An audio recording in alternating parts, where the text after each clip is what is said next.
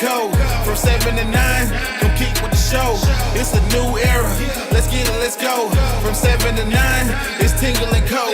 What up, Lord? What up, Lord? You can call me him. I'm Shay Dixon in the whip with them RPMs. Gotta pull up to the chat, yeah, shit out to them. Not trying to ball like Big 4, then get out the gym. Monday through Friday from 7 to 9. When you see that notification, we about to go live. Hit this track and do your dance like you Karen Lacey. Run it back and turn Matthew to the house, baby. It's Tingle and Co. From 7 to 9, come kick with the show. It's a new era. Let's get it, let's go. From 7 to 9, it's Tingle and Co.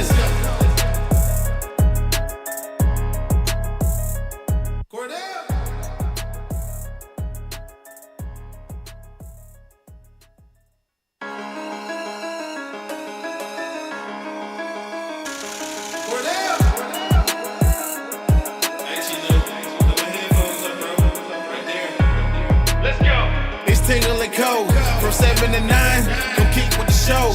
It's a new era. Let's get it, let's go. From 7 to 9, it's Tingle and Co. What up, Lord? What up, Lord? You can call me him. I'm Shay Dixon in the whip with them RPMs. Gotta pull up to the chat, yeah, shit out to them. Not trying to ball like Big 4, then get out the gym. Monday through Friday from 7 to 9. When you see that notification, we about to go live. Hit this track and do your dance like you Karen Lacey. Run it back and turn Matthew to the house, baby. All right. Welcome in here. 7 a.m., 7:04 a.m. We're getting there. It's been a rocky morning so far. Double YouTube channels. So yeah, we are dual streaming. Dual streaming. Two buddies using the toilet together. That's streaming. Right. Just crossing streams. Come on. We are live here on the Jordy Culotta Show channel and the Tingle & Co channel. So make sure you are aware of that channel, subscribed to that channel. We've got about 2 days, today, tomorrow, next week, and then we'll be over there 10 days. Officially. 10 days until we are live every morning on the Tingle & Co channel and the Tingle & Co channel only. If you enjoyed that intro song, our guy Cordell Music, shout out, crushed it, and it is now streaming on all of your music streaming services. He put it out yesterday, sent me the Apple Music link this morning. So if you like it and you want to listen to it outside of just the show, go download it. Go listen to it. Great go stream that song. thing. Great song. It's a great song. Put it on the game day playlist. Tower Matthew to the house, baby. I mean, it never gets old. Shout out to Cordell Music, our guy, friend of the show, forever and ever. But yeah, we are live this morning on both channels. We appreciate you guys getting in here. We've got some headlines to hit. We will have Glenn West join us at 8 a.m. to talk really everything. Glenn's been in his bag the last couple of times he's gotten on here, where he's just shown the muscle with basketball, football, baseball, and he's even, he's crushing Twitter. He's getting write-ups out. We're going to discuss everything with him. And we'll get started here with the headlines. The first headline is exactly what we'll talk to Glenn about. If you have missed it and you didn't see it on social media yesterday, there was a lot of discussion about it. We spoke about it a little bit yesterday morning, but obviously we got into the baseball conversation. We all know the class of 2026 in the state of Louisiana is pretty loaded. When you think of guys like Lamar Brown, go down the list. It is a pretty loaded class that LSU's fared pretty well in recruiting.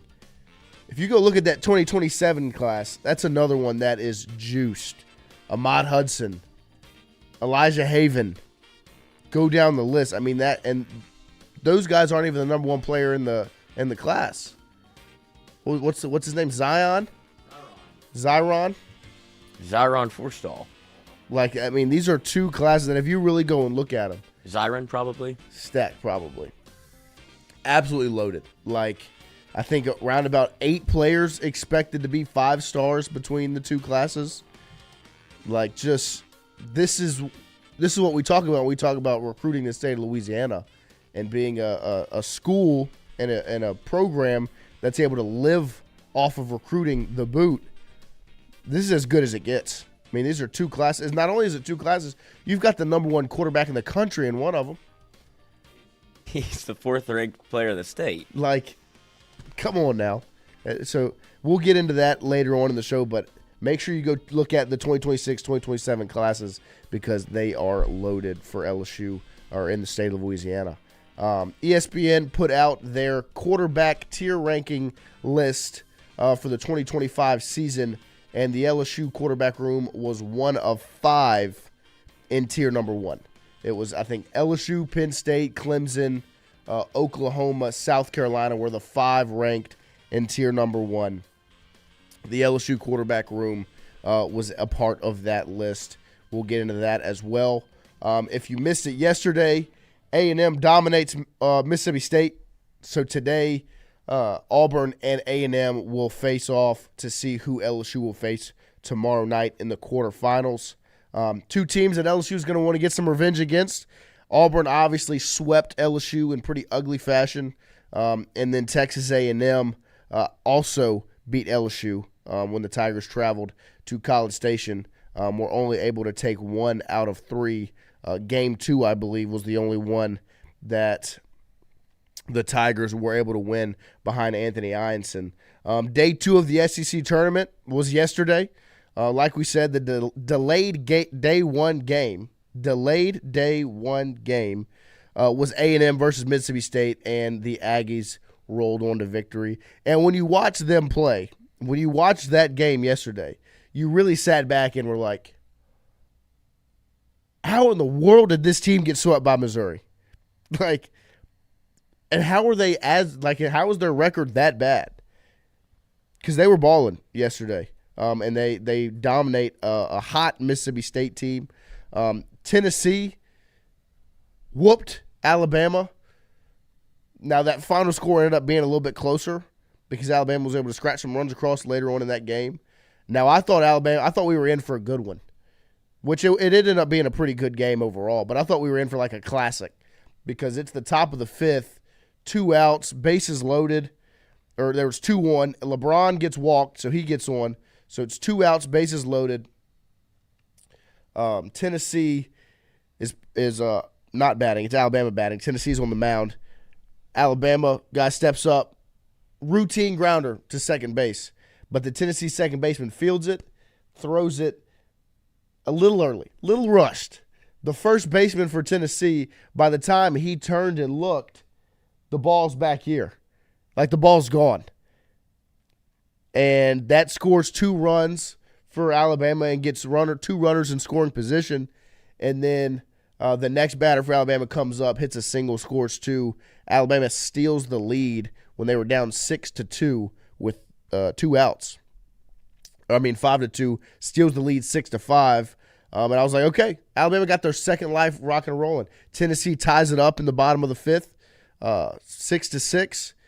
And then in the bottom of the 6th, Tennessee just exploded and rode their hot bats to a win over Alabama. Witherspoon shoved for Oklahoma as the Sooners take down the Georgia Bulldogs yesterday. And what got both of – I think Lloyd actually might have seen that one coming. I think he said Oklahoma defeating Georgia. I thought Georgia was going to get the win. Lloyd predicted that. God knows ball.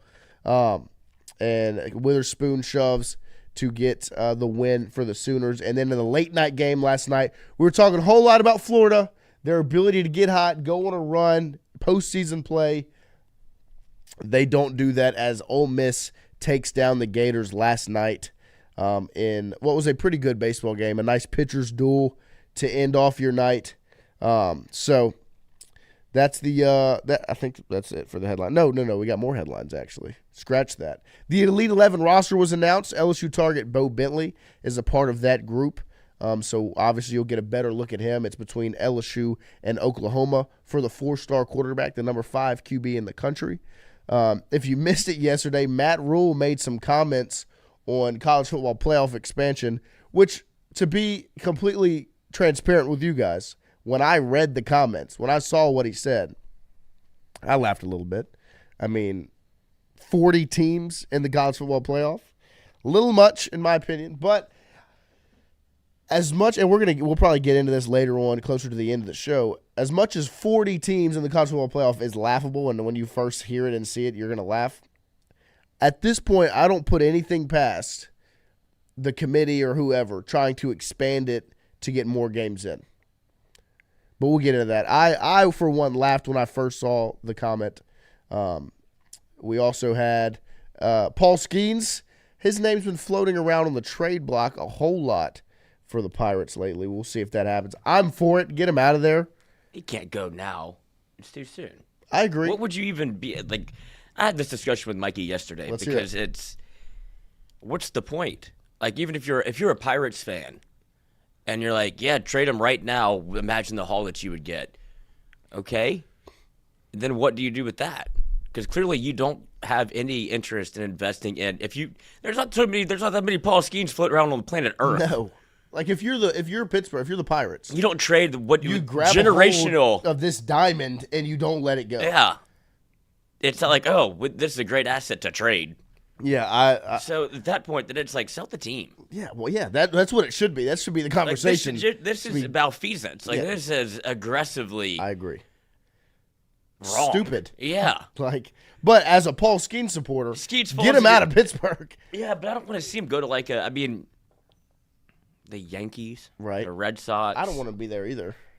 But the Dodgers, are they going to defer? Paul Skeens will not defer payment. No, he shouldn't be shoving for 9 innings and lose 1-0. So, but did you see that picture of him in the dugout? He's miserable. Of course he is. And on top of that, Pittsburgh's other ace, Jared Jones, scared everybody that's an LSU fan yesterday. Because if you were watching the SEC tournament on TV, ESPN's got their little ticker coming across, and it says Jared Jones out for season in big bold letters. And then in the little small print, it says, Pittsburgh Pirate ace with Tommy John. My heart dropped when it said that. And then I went on to Twitter and I saw that everyone else felt the same way. Everyone else kind of had their heart skip a beat when they saw Jared Jones out for season, but obviously it has nothing to do with the Bear. That's what they should put. If it was LSU's Jared Jones, just be Bear. Bear out for the season. Bear crushes 6 home runs on LSU's way to Omaha. How about that? NBA headline: Shai Gilgeous-Alexander wins the MVP yesterday. We got our guy Andre, new part of the team. Put some little discussion points in here with the headlines. See if Jokic got snubbed or not. Maybe we'll get to that closer to the end of the show. We do have our 2 claps segment ready. Couple people to clap for this morning. Michaela Williams, LSU star, is on the USA 3x3 Women's Series roster, which will start tomorrow, playing in France. Not surprised there, as she is beyond talented, and I think she's going to crush it in the 3-on-3 basketball. So Michaela Williams, 2 claps, ready. Yesterday on Twitter, I obviously this is kind of overall for LSU Twitter, LSU fans on Twitter as a whole. But Peggy at PegRed yesterday, if you saw the whole discussion about the 2026, 2027 recruiting classes and everybody talking about it on Twitter, every single post that was addressing it, at PegRed was underneath. You should include the link to Bayou Traditions on this. And then it was dropping the link. It was consistently putting it out, getting people to post the link, trying to get kind of taken over as raising money for LSU football. This is my job now. It was awesome. And so at PegRed on Twitter, 2 claps, ready. We got somebody that had won another award added to their trophy case. Old Nick Saban. Even when he's not in college football or football at all. Or a head coach. He's winning awards as he wins the Emmy for emerging on-air talent. Jesus. Shout out to Nick Saban. 2 claps. Ready. And then the last one. This is kind of up for debate. And so, Lloyd, if you disagree with me, you don't have to clap. I am for the NFL not banning the tush push. So I'm going to 2 clap for the NFL not banning it. Absolutely. I'm for it's football. Figure out how to stop it. Yeah. Right? Sorry about it. You can't just go changing rules because people don't know how to stop a play. It's never happened. Yeah, it never happened. It's so stupid. I don't understand why it's even on the table. But the Saints were one of the 10 teams that voted against it, of course, because Kellen Moore is the guy that was doing it in Philadelphia. So 2 claps for the 10 teams that voted against banning the tush push. Ready. Shout out. There are the 2 claps for this morning. Shout out, 2 claps for all you guys getting in here and joining us. Andrew Messina wants us to 2 clap for Jay Mitch every single day. Might as well. 2 claps for Jay Mitch. Crushing it. Absolutely crushing it on SEC Network. Getting crushed by the sun. It is hot out there. I can see it on his face. Mm-hmm. And he's out there. He's throwing the ball with the kids. He's just, this is why you hire him. This is why you hire Jay Mitch. So appreciate you guys joining us. We are rocking and rolling here this morning. Like I said, we will have Glenn West join us at 8 a.m. to discuss all of the different storylines. But like I said, LSU will face the winner of Auburn and Texas A&M today around lunchtime. I think the game's at 11, I believe. 11 or noon, something like that. Is when that game will be played. It'll be after we get off the air. We'll know who the Tigers will play tomorrow night, which we will watch Party for, so be ready. Yeah. Now, it will not be here on this Jordy Culotta Show channel. The watch party will not happen on this channel. It'll be over on that Tingle & Co. channel. So make sure you are subscribed and ready over there to enjoy some LSU baseball with us tomorrow night as we try to pack out the room and enjoy some baseball, hopefully an LSU win against either A&M or Auburn. 2 teams that LSU could use a little revenge. As Auburn swept the Tigers. A&M takes 2 out of 3 against the Tigers. That was 2 road games. That LSU lost, road series that LSU lost, where they could face them again. And I would love to get a little revenge with Cade Anderson on the mound. So that is those are the headlines. Those are the 2 claps for this morning. Like I said, we'll get into the discussion now about this 2026-2027 class before we roll too deep into baseball. Getting ready for Glenn West to join us. If you sit back and you look at these 2 classes in 2026 and in 2027 for the state of Louisiana, look, as used to it as we are for Louisiana to have this type of talent, this high level of talent is obviously going to take you aback a little bit because Louisiana, it's up there with these states like Georgia, Texas, California, Florida, when we're talking about football talent. Because constantly you're getting these high-level players coming out of the state of Louisiana. But it's just so impressive that the state has this level of football being played throughout. If you look at that 2026 class headlined by Lamar Brown, the D-line / O-line hybrid at U-High, now only slated as a D-lineman, and Blaine Bradford, who's currently committed to Ohio State. Now you go 3, 4, 5, 6, you see LSU,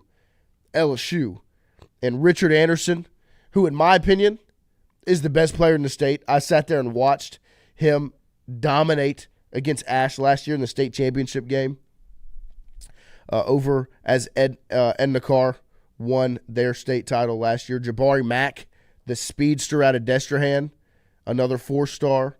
Aiden Hall, the safety at Edna Carr, another LSU commit.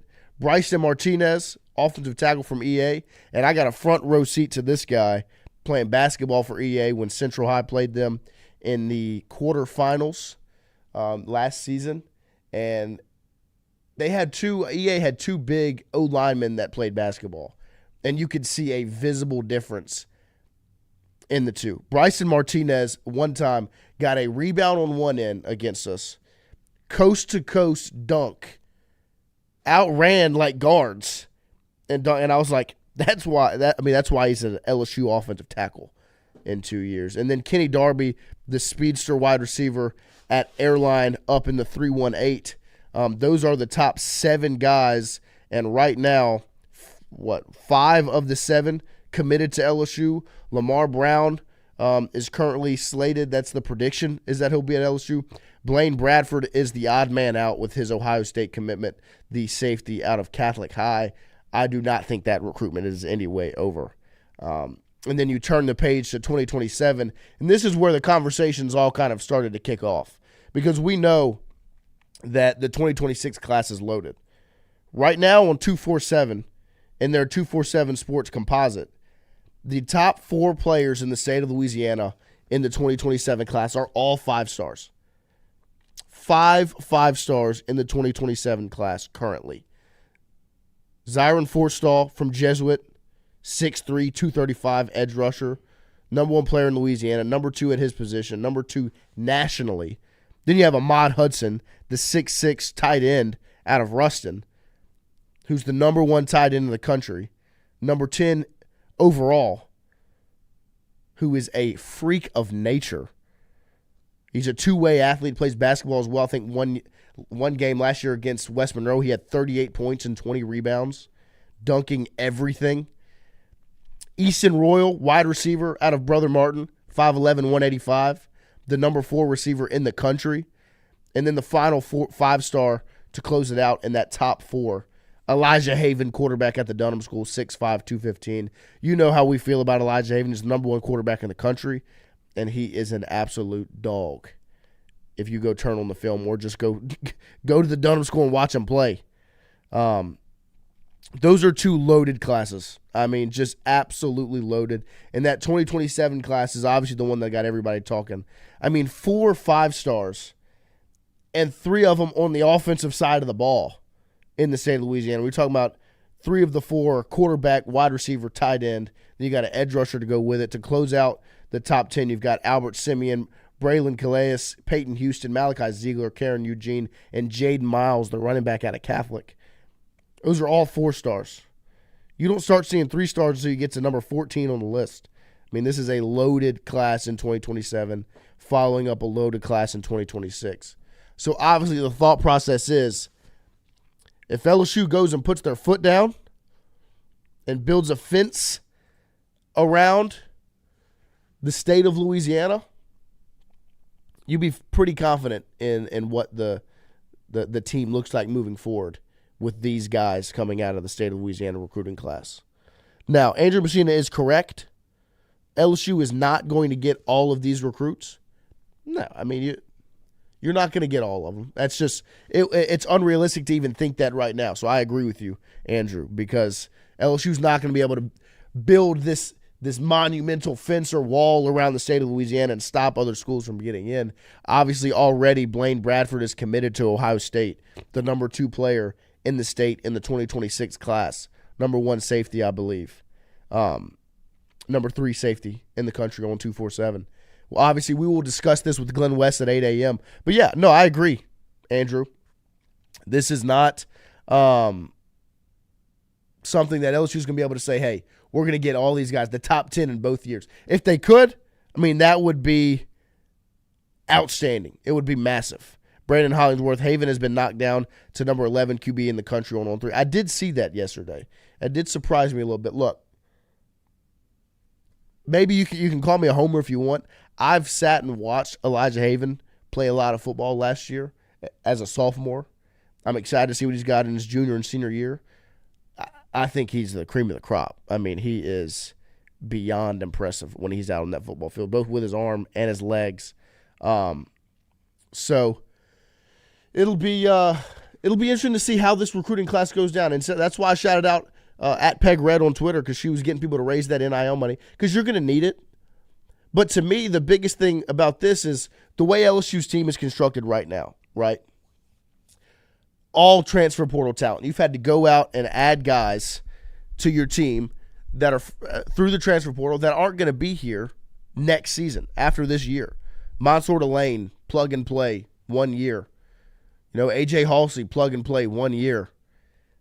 You know, go down the list of guys you've brought in. Patrick Payton. Like these guys are coming in to try and make their money, get drafted, and roll on through. You know, you're going to be replacing a whole lot when you're talking about what's next for LSU after this season. And that's why this season is such a win-now year. But when you look at these recruiting classes, that's why there's a big stress on this 26 and 27 class, because that's how you comfort, you kind of deflect the blow of losing your entire roster to the NFL, from having an older, more experienced team that you've built through the portal. Now, look, I'm not saying go out in the 2026 class and build your team there. Like, you're not going to play a bunch of freshmen from the 26 class. You did a good job in 2025 getting key pieces like Harlan Berry and DJ Pickett, go down the list of guys that you brought in that are going to be impressive and a big piece of who you are. But that 2026 class and 2027 as well are going to be a massive piece in how LSU moves forward in this era. You're going to add pieces through the transfer portal, obviously. You're going to continue to sprinkle. But if you can really lock in on these classes and identify the talent that's going to work and fit so that you're not just trying to, get as many as you can. Like, you're not going to get them all. Identify the talent that's going to fit this roster and is going to be the best and bring those guys in from the state of Louisiana because you're going to need it. Because you're going to lose a whole lot of your roster next offseason. Harold Perkins, Garrett Nussmeier, Aaron Anderson. Like, go down the list. A lot of these guys are going to be gone next year. And LSU has an opportunity to really beef up that roster and put themselves in a good position moving forward in the future if they're able to lock down these 2026 and 2027 classes. And look, another kind of piece that this adds to, what brings me confident in recruiting these classes is the staff that LSU has put together right now. Brian Kelly has a staff put together that is set up to succeed in the state of Louisiana more than anything else. You've consistently seen the guy, Kyle Williams, can succeed recruiting in the state of Louisiana. Blake Baker has consistently. Joe Sloan has been on Elijah Haven since he was like an 8th grader playing football. Like, that's going to be my quarterback in a couple of years. Go down the list of guys on this staff where you feel confident in their ability to recruit the state. But that also puts even more stress on this season because you don't want it to all fall apart and not live up to these high expectations in 2025, that it messes up your ability to go out and do what you have to do in 26 and 27 on the recruiting trail. So that's something that we're obviously going to be talking about as time moves forward and as we continue to roll on through the season, through the offseason. If you can get that Blaine Bradford Ohio State logo to switch to an LSU logo going down the 247 website's immaculate. Yeah, I mean, it's just LSU. That top 10. Yeah. A whole lot of purple and gold, Like, I know everybody says, like, I feel like it's not over. But then when LSU, or if it's somebody that LSU, like, it feels like sometimes whenever this happens, it's an in-state kid. Always give it time. And then when it's an out-of-state kid from LSU, it's the exact opposite. It's like, oh, he's not going to stay. He's going to go for money. He's going to go to something else. But for Bradford, like, Ohio State, I guess, what's their pitch? Is it like Caleb Downs? Yeah. Because I've seen Ohio State, they can get wide receiver recruits because they have the pedigree to be able to do so. I think defensive backs, I mean, Ohio State's put some people in the league, but I don't necessarily think of I'm leaving home from Catholic High to go to Ohio State because of, like, the pedigree of Malcolm Jenkins. Right. No, I mean, look, LSU has Blaine's older brother joining the roster this summer, Jacob Bradford, who's also a defensive back. And so, yeah, I don't really know what the pitch is for Ohio State. But, like, look, I'm sure a lot of it probably has to do with NIL because it's Ohio State. Like, that's the first thing I think of when I think of Ohio State is the $20 million they just spent on their roster. Now, that's nothing against Blaine. I'm not dissing Blaine in any manner. So, I mean, we'll see how that one ends up. But you've seen LSU when it comes to now, they're playing the NIL game. I don't think you're really in the portal. Right. I haven't seen them really commit it to the high school ranks, and that's kind of the next layer of it, Right, but I'd imagine Lamar Brown will be just fine. Yeah. I'd imagine Richard Anderson's going to be just fine. Like, you're clearly doing it at some point, but I guess, so that's why I don't see that. I mean, you took his brother already. Like, this is the way that it works.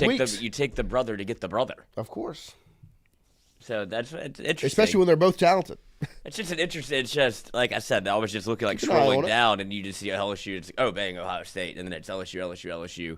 You're building quite the class from Louisiana here. The next 2 years are something that, like I heard you whenever you were saying, like, I don't think you'll get everybody.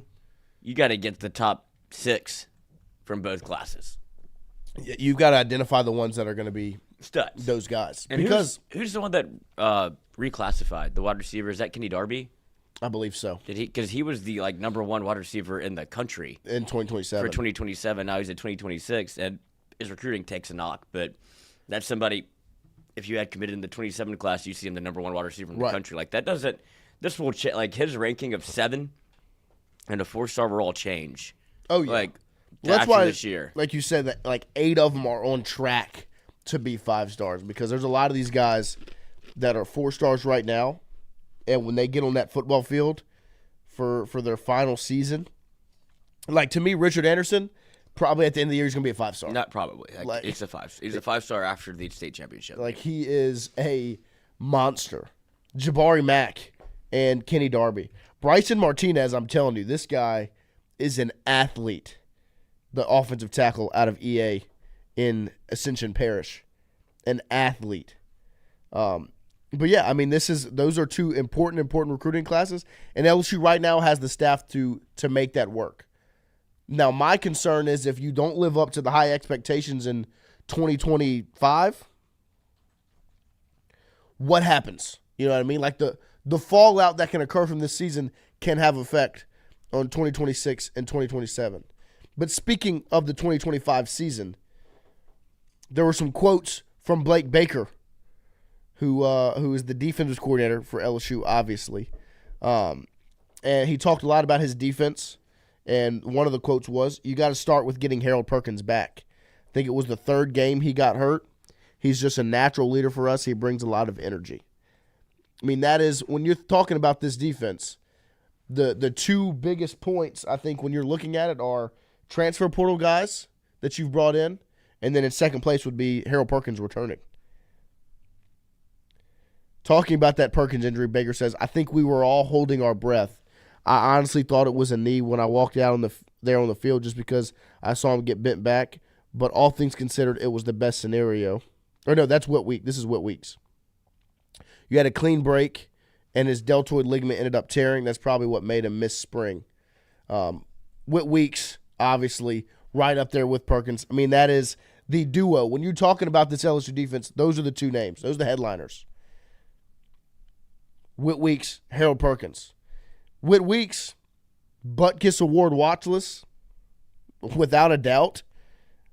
Beyond impressive season last year. This will be the first time they're really on the field together, like truly on the field together, as Perk will probably be in that star position, and Whit Weeks will be your inside linebacker who's just an absolute monster, headhunter, flying around. What did he have?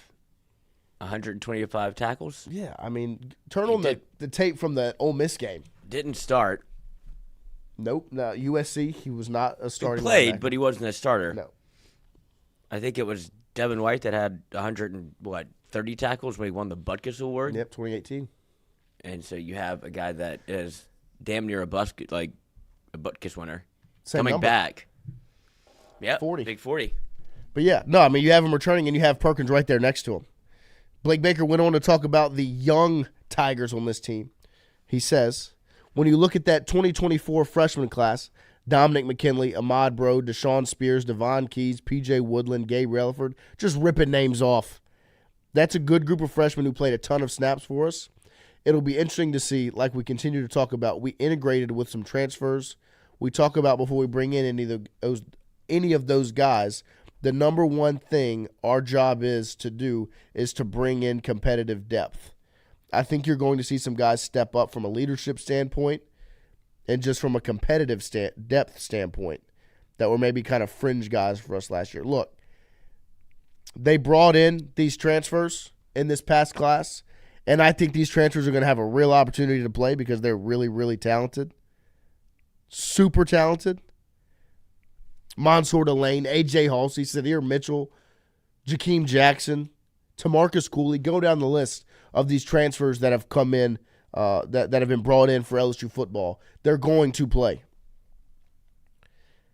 But you still have some real talent at other spots, around this team that are going to compete for playing time. Ahmad Bro should be a starting defensive tackle. Don McKinley right there in that conversation. P.J. Woodland, I would love to see that development just do this because that would be a massive, massive win for the Tigers. Who else did he list on here? Deshaun Spears at safety would be huge. Huge. He talks about Woodland and Deshaun Spears right after. P.J. Woodland had an outstanding spring, said Baker. Deshaun Spears, I've been very vocal. There was nobody harder on Deshaun Spears than me last year, and that's just because of the potential that young man has. To see him start to break through this spring, not only from a tackling standpoint, but his leadership on the back end, he had a really outstanding spring, those two guys in particular. Look, say what you want about LSU in the defensive back. Cooley is a transfer freshman, right? Yes, he is an underclassman. If P.J. Woodland and Deshaun Spears start to click and put it together, massive. Like massive. And I don't think I'm saying anything that you don't already know, because LSU has to continue to develop these guys. And if Woodland and Spears are able to break through a little bit, and not really in 2025, but in 2026, are able to take that next step and it be their time, massive. And that's why you brought in Mansour Delane and A.J. Halsey and Jakeem Jackson, and go down the list of the guys you've brought in that are going to bring success in 2025, so that you can continue to develop those guys behind them to be ready in 2026 and beyond. Because Mansour Delane, A.J. Halsey, those are the two names I continue to bring up. They're going to be here. They're going to ball out. They're going to be gone. You got to have somebody step up so you don't have to go dip in the transfer portal again. That's your hope, is that Woodland and Spears and go down the list of these young guys are able to step up and break through going into 2026. But speaking of Blake Baker's defense in 2025, the expectations are high. LSU has not had a good defense since 2019. Last year's defense was decent. They have not had a good defense since you had Dave Aranda in 2019. 2020, you turn around Bo Pelini, awful. 2021, no good. 2022 was an okay defense. You had guys like B.J. Ojolari and Jay Ward and Jaquelin Roy and Ali Gay and Harold Perkins breaking out. You had Micah Baskerville out there still. You hit on guys like Jarek Bernard Converse and Mekhi Garner. And then 2023, it was disgusting. It was an atrocity of a defense. 2024, last season, step in the right direction. But that defense wasn't gonna get the job done. Now you have the defense where the expectations are pretty high. Like top 20 defense high. When you haven't been inside the top 50 since 2019, to have that high of expectations for a defense says a lot about Blake Baker and how highly people think of him. But it says a lot about that transfer portal class, because you're expecting that level of defense because of the guys you went out and brought in. And if LSU has that level of a defense, a top 20 defense, that's why the season expectations are what they are. Carl Dunn, Baker don't want poodles. Amen. And that's who they went out and got guys, in my opinion. When you watch the film, turn on the tape, Mansour Delane, Jack Pyburn, A.J. Halsey, those aren't poodles. Those are guys. The defense, to me, the expectations are high, and they should be. My expectations for this defense are going to be high. I expect this defense to be talked about around the country of, okay, LSU's finally got it right. They straightened it out. Blake Baker has solved the problem. And Blake Baker's going to be up for the Broyles Award, name it, next year, because the defense should be that improved when you really sit back and think about it. They've got a strong base of guys that are younger a little bit, but they've got a real strong base. I was talking to Sean Fox yesterday on his 97.7 sports talk show in North Louisiana. He asked me about the defense, specifically the linebacker room. I was like, there's one position that LSU did not go out in the transfer portal and bring anybody in on the defensive side of the ball. When you talk about corner, you expect Mansour Delane, Jakeem Jackson to play. When you talk about safety, A.J. Halsey, Tamarcus Cooley to play. Defensive line, defensive tackle. You talk about Sadir Mitchell, Bernard Gooden. Defensive end, Patrick Payton, Jamari Butler, Jack Pyburn. Those are all, every position except linebacker, you have absolutely loaded from the transfer portal. Linebacker, you didn't bring anybody in. You've got Whit Weeks, Devon Keys, Harold Perkins, Tylen Singleton, go down the list. These freshmen that are coming in, Jaden Breaker, Keelan Moses, Zach Weeks. You've got Wes Weeks still on the roster as well. There's a reason they didn't go out and get guys at those positions, because they have their guys who are the leaders of their defense. The defense should be getting all the high expectations right now. And that's saying a lot because they haven't done it. I haven't seen an LSU defense that's good since they won the national championship with the greatest team of all time.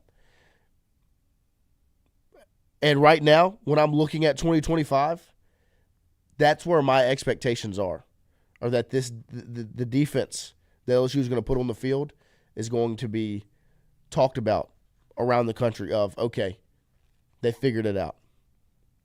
Blake Baker got the situation handled.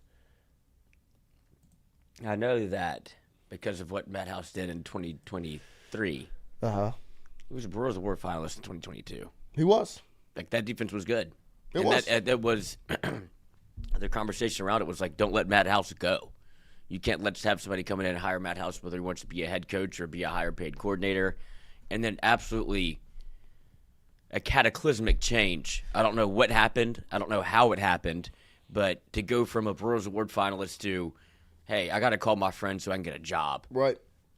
Because that was one of the worst defenses I've ever seen. It was disgusting. Maybe and that is a compliment to his absolute buffoonery and what he did to go from a Brewers Award finalist to in the same breath as Bo Pelini. And not the good Bo Pelini. No. The Bo Pelini that came back to LSU and everybody was lauding the hire, was so excited to see Pelini back at LSU, bring the fire back, bring the gusto, bring that fuck you mentality. And then it was like, this is awful. Terrible. And Matt House somehow managed to one-up that. Now you get Blake Baker, and you're kind of having that same conversation of, all right, defense is good, it got better, and then if you have that jump, and Blake Baker being able to, he's never coached this many talented people. And you talked about the transfer portal. What position he coaches linebackers, right? Yep. That's the only room that didn't get anything. He's right. like, I got my guys. Yeah, I love my guys. Guys are stacked. Yeah. And so he's never, like I said, never had this much talent. I do expect LSU to take a massive jump forward in the defense. Like, that's not a question mark in my mind. No. It's my only question mark, like we've talked about before, is the offensive line. But to go from 2 years ago where it was, can you just field a competent product on the defensive end, and you couldn't do it, and then you get better last year, now to it's like, this isn't a question. Like, you have guys everywhere. Well, if you look at from year 1 to year 2 of Matt House, of the team he had in year number 1, the defense he had, B.J. Ojolari, Micah Baskerville, Ali Gay, Jaquelin Roy, Jay Ward. I mean, those are just 5 guys that were starters on your defense that were already here, were older, mature players. And to me, I think that's what the problem was with Matt House, was the next season, it was a younger group. I don't think he was a developer, you know? Like, he can maybe coach it. Maybe he obviously is knowledgeable enough about defense to get the jobs, to get the gigs, whatever. Can he develop young talent and get them in the right spots to be successful? He didn't do that in 2023. No. At all. That's why the drop-off is what it is. Blake Baker, that conversation I don't think is even should be allowed. But the other thing is, he's not having to go from an experienced defense to a younger defense. He's going from a younger defense that he got the most out of to a super experienced defense. So the expectations should be that high. And you expect Blake Baker, because of his age, the way he coaches, kind of just his style, his development, like the way that he's able to kind of implement. And you heard like what we talked about it last year, where it was he listens to us. Yeah. Like, it's not like a hard line in the sand of like, you're doing it my way, this is what works, don't ask any questions. It's, hey, Can we maybe try it like this? He's like, absolutely. Let's see what y'all are most comfortable doing. If it works, we'll do it. And I like having that verbal back and forth because it keeps your players engaged. Yeah. It has them thinking differently. It has them thinking about football in a different way other than, oh, God, I guess I have to go to practice. Like, I'm about to get my ass kicked. And instead, it's like it changes the way that you kind of approach the game because now you're involved, your opinion is valued, and now you start playing a little bit differently because you start looking at when you're watching film, it's not just to learn what you're doing, it's kind of understanding the concept as to why. Yeah. And I think that goes a long way with coaching. Definitely. I agree. So the expectations should be that high. And look, Brian Burgess asked a question in the chat. What are you all's expectations of LSU football for 2025? If it's less than the playoffs, is Kelly in trouble as head coach? Spectrum Wellcare, yes. Alex Mervant, yes. Jordy Culotta show in the chat, all caps, yes. Yeah, and that's kind of what I was alluding to when I was talking about the 2026 and 2027 recruiting classes. The staff you have right now makes you feel confident in recruiting the state. If LSU doesn't reach their expectations and they miss the playoff and Brian Kelly's in trouble, the next concern would be, okay, well, what happens to that staff? Because this is a stacked staff, especially when it comes to recruiting. What happens to the staff if that happens? And that's something we're going to talk about as time rolls on. The SEC tournament underway. Yesterday was day 2. You saw some really good baseball games played. Lloyd, you nailed your prediction. Oklahoma over Georgia. Mm-hmm. Absolutely nailed. I think they pitched Witherspoon yesterday, and he shoved to win that game. Yeah, they pitched Witherspoon. I think he had his longest career outing and held down a Georgia offense. Like, if they're not at home, and there's a conversation about if they're going to be able to host or not, and if they do host, they're going to win. Yeah, they're going to be able to hit the lights out of it. But if they don't, they're in trouble. Yeah, I mean, you saw it yesterday. But that's literally their home field advantage more than anybody else because of the way that it's constructed. Some discussion on SEC baseball. I'm going to ask a question to the chat. You guys get in here and answer it as we shift from football to baseball before we have Glenn West in about 10 minutes. The question is, does Tennessee deserve to host a regional after losing their last 5 series? They lost against Kentucky, LSU, Auburn, Vanderbilt, Arkansas, with another Series L against A&M also in the mix. They lost 6 of their 10 SEC series. Tough schedule. You know, that's a tough schedule. LSU, Auburn, Arkansas, Vanderbilt, those are 4 of the best in the country. A&M's a talented roster. LSU lost their series against them. Does Tennessee deserve to host a regional? Do they deserve to be a number 1 seed? Brian Burgess, I would say yes if they beat Texas. Okay, that's another part of the argument. If they won yesterday, obviously looked impressive over Alabama. Ha ha, Hunter Hall. If they go out and they beat Texas, does that obviously adds to their resume? Would it be a no right now, Brian, and a yes if they beat Texas? And for everybody else in the chat, weigh in as well. Let me hear what you've got to say. Because in my opinion, they have not done enough to host a regional just yet. They haven't. And that's why this SEC tournament is so important for them. Was because that's what they're pushing for. Is to just host a regional. Not a top 8 seed, host a regional. So, I'm right there. Brian Burgess, yeah, I would say no right now. And if they beat Texas, I think the conversation would be heating up around. I think right now it's kind of set in stone that they wouldn't host, even with as impressive as they looked yesterday against Alabama, because they were swinging the bat yesterday. I'll tell you what, they were swinging the baseball bat yesterday against Alabama. Like, that's the reason they won, was because of just a massive number of hits. I'm trying to pull it up. I feel like it was 15 or something of the sort. I'm trying to find the number right now. Yesterday against Alabama, they got how many hits? 20 hits. They got 20 hits yesterday against Alabama, scored 15 runs. Like I said, exploded in the 5th inning for 5 runs. They scored 4 in the 8th before they giving up 4 to Alabama in the top of the 9th. I don't think they get in right now. I think if they beat Texas, there's a conversation to be had.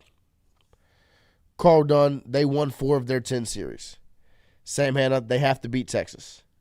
Brian Burgess, I don't think they've done enough, but have to make a deep run in the tourney. Shane LeBlanc, Georgia has the same problem that Tennessee has. They play in a small park and use it to their advantage. Yeah, but Tennessee went out there yesterday and got 20 hits. Sabrion, they need to make it to the championship game. Okay. For Tennessee? The question is, for Tennessee to host a regional. They have to win it. The whole thing. Yeah. You don't think if they just made the championship game, that would be a win over Texas and Vandy and Alabama? Those are 3 massive wins. That wouldn't do it? Just for... they lost 6 of their 10 conference series. Right. And I think that they kind of get a little bit of a pass somehow because of, when you think of Tennessee baseball, you don't think of... You see them, you see the antics, but you don't see the result. Right. And you don't know that they've actually lost, almost more series than they've won. Yeah. And that's why I'm saying, but people are like, no, but I know they're good. And when they explode like this... That's what they 41-15. That's awesome. 16-14 in the league is also very good. It's not hosting good. If LSU was 16-14, I don't think anybody would be over here pounding the table saying they have to host. No. And I agree. If you just win, so that puts you at 17 wins right now. If you count, just start adding conference games to it. LSU got to 19? That would be 2 more wins for Tennessee, which would basically be putting, I guess, in the championship game. To the championship game, yeah. It would be impressive, but I just don't. Because it would be a win. So, this is what they have in front of them now. Would be they beat Alabama. Now you face Texas. If you beat Texas, you would play the winner of Vandy and Oklahoma, I believe. So just if we're going to say chalk, you would beat Texas and Vandy to make the championship game. And then lose to LSU or Arkansas if it's chalk. Yeah, I don't know if that – I don't honestly – I don't know how it works. Me neither. That would be. This is just me purely speculating, but right. I think right now, I could see that. Yeah, I could see maybe, but I don't know if they want. They're. You get this all the time in sports, especially in college, where it's how many times can we do this with the SEC? Yeah, it's they're not going to let them kind of sneak through the back door into hosting a regional. Yeah, or super. Certainly not a super, but maybe they can have a Carl Dunn. They are not going to let the defending champions go on the road. I can see that too. It happened last year. Yeah. LSU headed to Chapel Hill. So we'll get into that conversation more. It is interesting because that was my pick to kind of win it. Yeah. Go on a run. I thought that they had to, and it feels like the way 20 that they played. hits yesterday. Yeah, the way that they played yesterday. I watched a good bit of that game. Yeah, they know that. Doyle. No. AJ Russell looked good. Yes. Getting back out there. Their second baseman does have the yips. Well, it was unbelievable. He fielded the ball and just, buddy, take a pause, crow hop it if you have to. I don't care. Let your first baseman get to the bag. You could have ran it over to first. He had he was the third baseman in the LSU series. Right. Well, and that was the conversation the timing was that of a third baseman. Third baseman of I'm fielding it, I have to throw it when I field it. Because I saw somebody on Twitter did say that this is how I forgot his name. What is it? The third base, Henley, maybe? Let me see. I'll pull it up right now. But regardless, I saw it on Twitter that's these are the yips. And it's obviously a Tennessee fan. It's dude, that's not the yips. It was a fine throw. He just threw it too early. It was timing. Curly. It was more timing than anything. But that's what happens whenever you have an error against LSU and then throw one away against LSU. And it's because, he stinks. And then you move him to second. He's got the yips. And now he's got the yips. And then they did ask Vitello about it. He's I'll go to war with him any day. Yeah. That's my guy. So we'll get deeper into that SEC baseball conversation in hour number 2. We're going to take a quick break now. We'll have Glenn West join us from 24/7 Sports to start off the second hour here on this Thursday morning, closing out the second to last week here on the Jordy Culotta Show channel.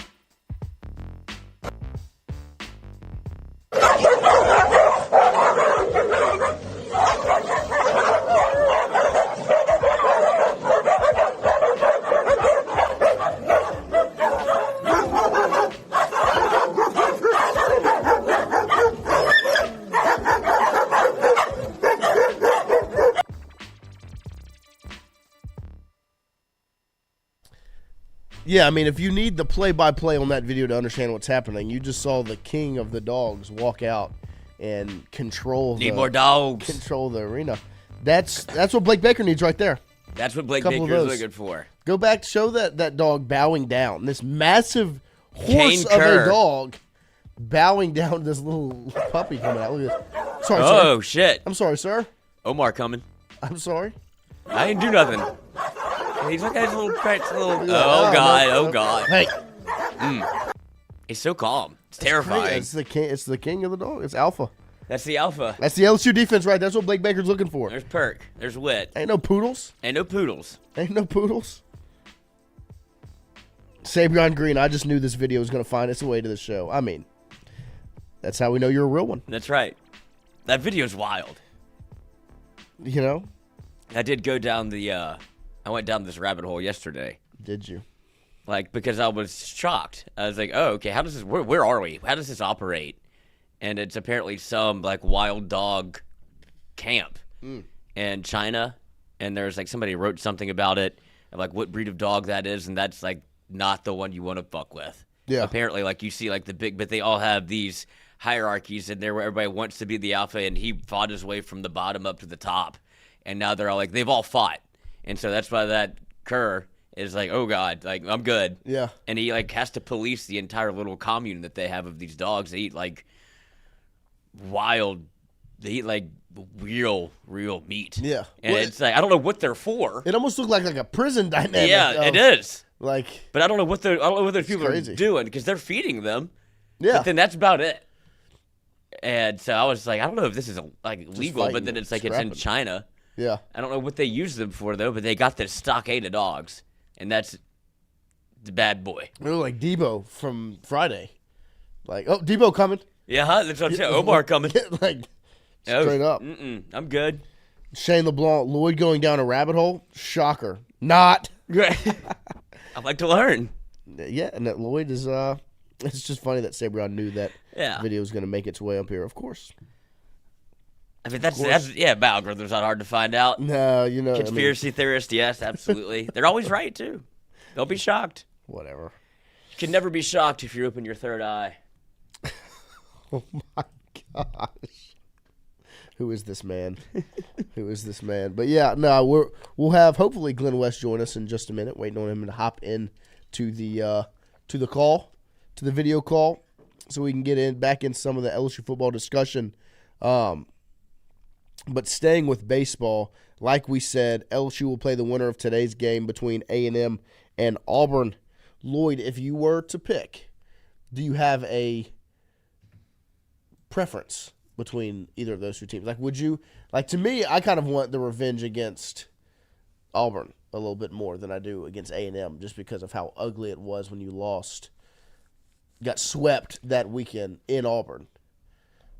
Yeah, I'd much prefer to play Auburn just because of everything that you just said. And I don't think you'll see – have they pitched Sammy Dutton? They haven't played yet. And I was about to say, do you know if he's scheduled to throw today? I'm pretty sure A&M threw – they threw Prager yesterday?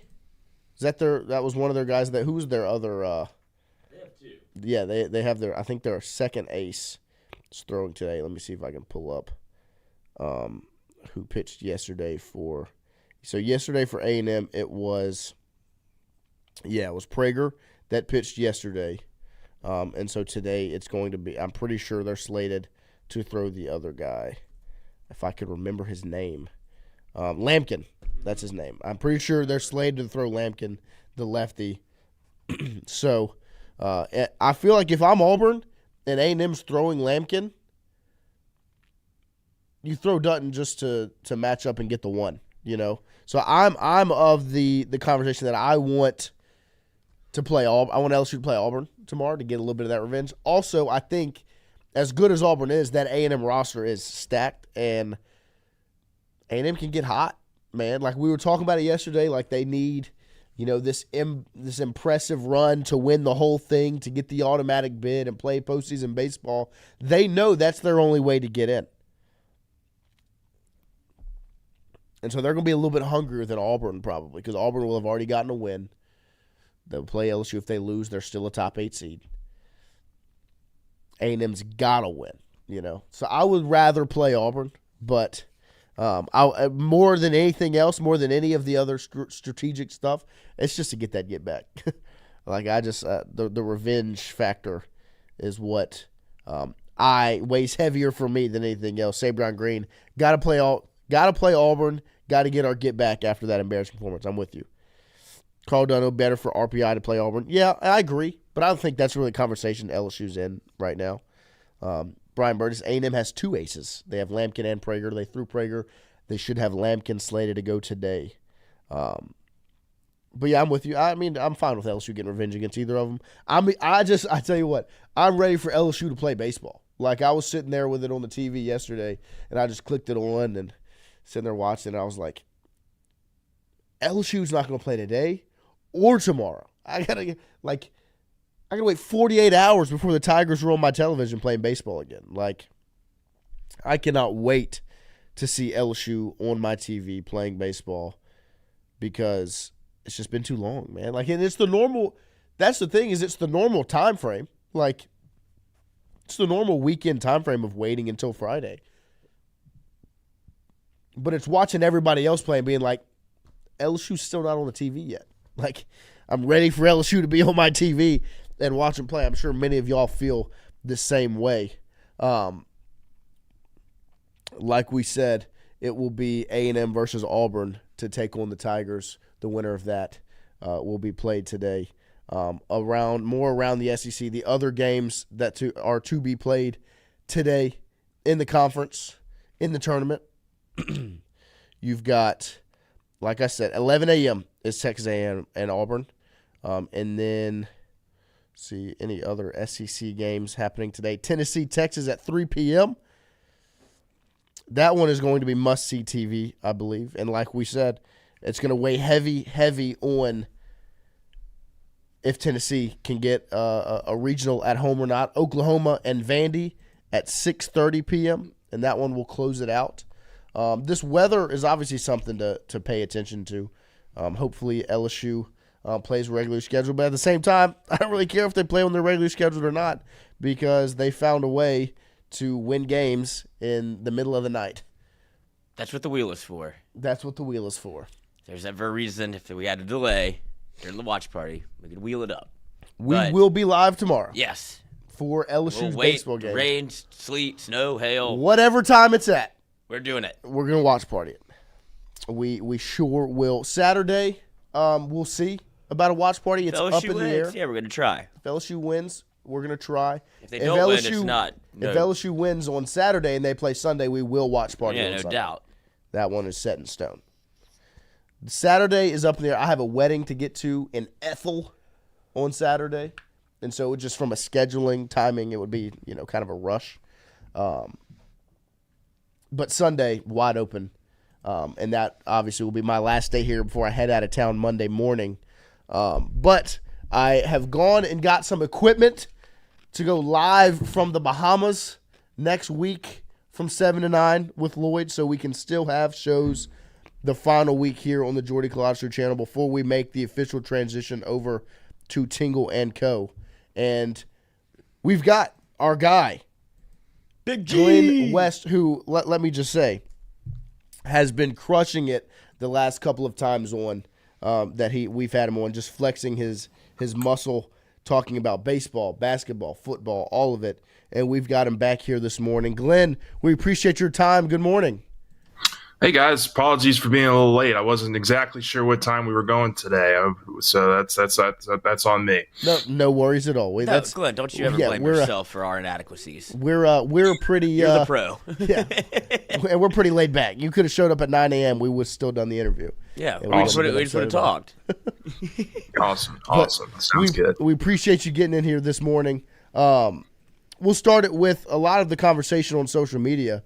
The last couple of days have been circulating around the 2026 and 2027 recruiting classes for football in the state of Louisiana. We went on the 247 site this morning, and it's just when you look at, the 2026 class, you see a whole lot of LSU on the right side of your screen when it talks about the college team that's either they're committed to or leaning towards. And then this 2027 class with 4 5-stars in the state of Louisiana. Talk about those two recruiting classes and what they would mean for Brian Kelly and LSU. Yeah, I think with LSU, anytime you can pull your base in the state of Louisiana, that's something that we hear from Brian Kelly pretty consistently when we're talking to him and when recruiting comes up in one of his press conferences. So you look at some of the players that are already on board. I believe 5 of the top 10 players on our 24/7 Sports recruiting rankings in the state of Louisiana are already committed to LSU. You've got Lamar Brown that's still out there that's uncommitted. So there's still some work to be done, obviously, in 2026 in locking down the state. But, yeah, you mentioned it there. I mean, looking ahead to 2027 and some of the big names that are starting to really rise up those rankings over the last several weeks, whether it's the Jesuit defensive pass rusher Zion Forstall. You got, of course, Elijah Haven, the 5-star quarterback. Peyton Houston's a really highly regarded quarterback in this class. You've got some running backs, some receivers. So all the positions here that LSU has typically recruited well in the state over the years. You're starting to see a lot of those guys really start to rise up those rankings, and so I think that they're in a really good spot. Just in terms of how they've proved themselves over the last couple of recruiting cycles in this state. In particular, I think they've done a really nice job. And if you can close on a guy like Lamar Brown in 2026, I think you're sitting real pretty here going into what's going to be an important next several months for recruiting with official visits and then some decisions that are going to be made in the month of July. Yeah, Bo Bentley, the quarterback, 4-star quarterback, has LSU and Oklahoma as his final 2. He recently announced that he will be a part of the Elite 11 class this season.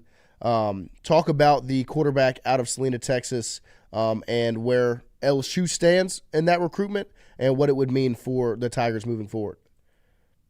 Yeah, look, I mean, when you're still kind of looking for the future pillar of your program at the quarterback position, and look, I'm not saying that guy is not already on the roster, whether it's Michael Van Buren, Colin Hurley, Juwan Johnson, but LSU went a recruiting cycle, as many of us know, or a freshman recruiting cycle without a quarterback, and that's something that you don't typically like to do as a program, especially when you have developed quarterbacks and proven that you can develop quarterbacks like LSU has over the last several years.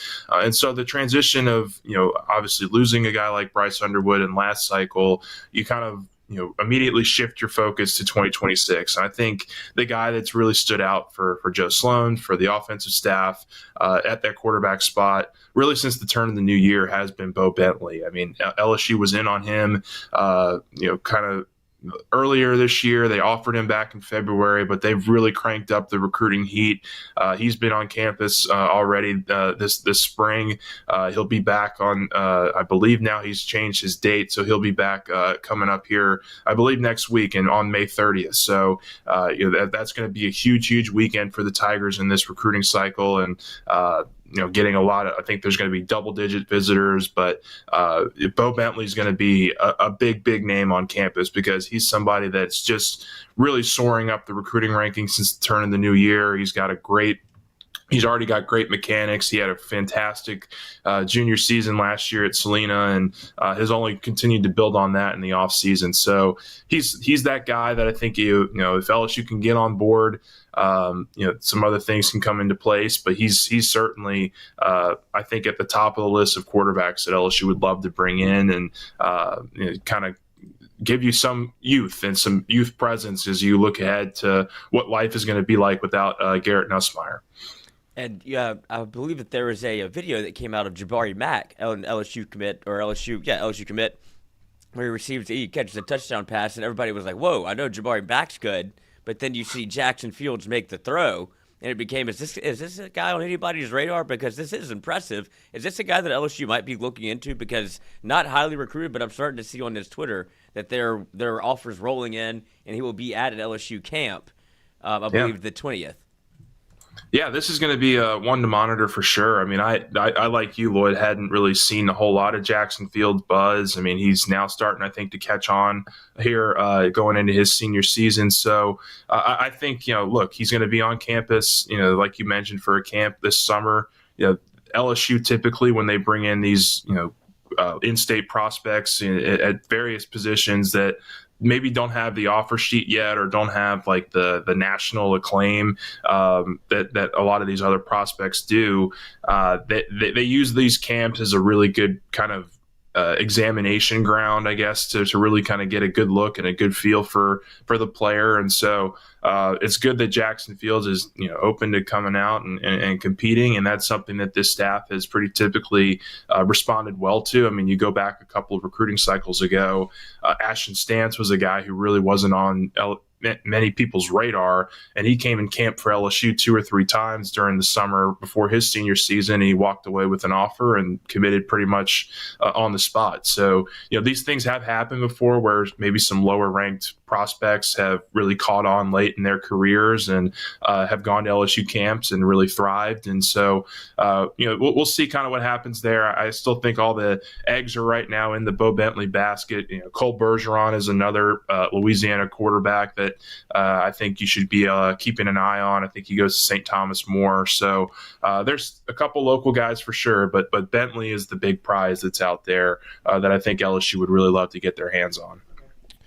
Looking at the 2026 class in the state of Louisiana, you see a whole lot of purple and gold and LSU logos on there, but there's a big red O sitting at the number 2 spot, and then down at number 11, there's the Longhorn logo with Hayward Howard and Blaine Bradford. Talk about those two commitments to big programs out of state for 2 of the state's best in the defensive backfield. And I think a lot of the fan base, when they saw them, are sitting in a place of it's not really over yet. Is that something that you would kind of a point that you would agree with? Yeah, LSU is going to continue to recruit both of those guys. And, I think Howard was a guy that maybe Texas was in on really early, and he committed to them and was a really kind of been a late riser here of recent. So you're going to continue to work on him. Look, Blaine Bradford is a crown jewel here in Louisiana. He's a guy that you really hate to see leave the state. He seems pretty firm right now on Ohio State, but we're in May and we still got 7 months until signing day. And I think LSU is certainly not going to let up in their pursuit of Blaine Bradford, and will really crank it up because, I think really the ideal scenario here is that LSU is able to get Bradford on board and pair him with a guy like Aiden Hall, who's a really good young prospect at the safety position. And then that group really looks tremendous when you look at kind of the future, whether it's Deshaun Spears, it's already in the program. You've got a number of young guys signed up in the 2025 class. So they're really starting to rebuild that safety room. And obviously Blaine Bradford would go a long way in doing that if they're able to pull this off. But it's going to be a long process. I don't expect anything to really massively change over the summer, but maybe as you get into the fall and the winter months, you really crank up that heat and try to get him on campus a couple times and see if you can't make a dent into that commitment with the Buckeyes. Turning the page a little bit away from football and recruiting, the news was announced on Monday that William Tate, the LSU president, was resigning and taking the same position at Rutgers. Just a quick question on that. You don't have to go too in depth. Well, just what does that mean for LSU athletics? We talk a lot about the alignment between Tate and Woodward and Kelly for LSU football, and then even Mulkey with women's basketball. What does the new president search mean for LSU moving forward?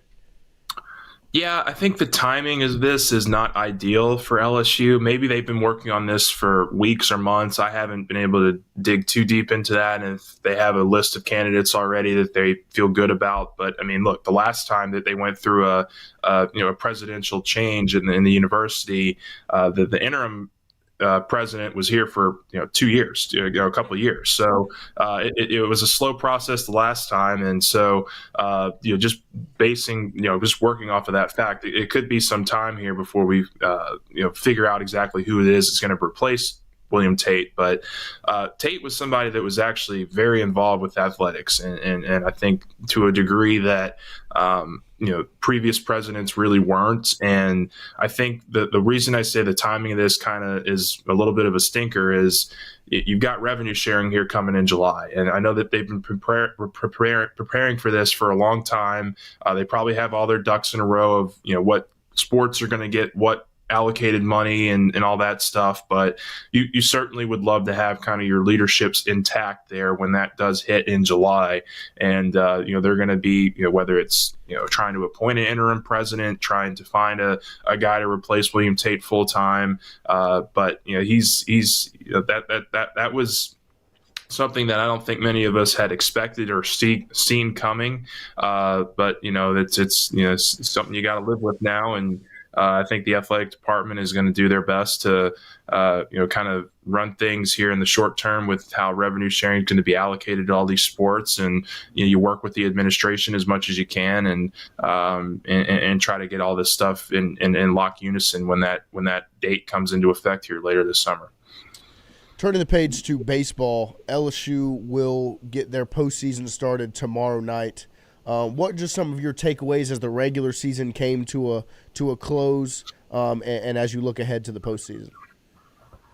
Yeah, I think the pitching staff is in a really solid spot. I mean, when you talk about the top four guys, I still don't have many issues there. I mean, you can nitpick at what Zach Cowan's done in 2 of his last 3 outings, but I still think just over the course of the entire season, he's somebody that LSU is going to go to for major outs here over the next 2, 3, 4 weeks, however long they're playing postseason baseball. So you got kind of your core nucleus there of guys, but then you've started to see some inklings of other guys starting to step up, and that's when LSU's been able to make a deep postseason run.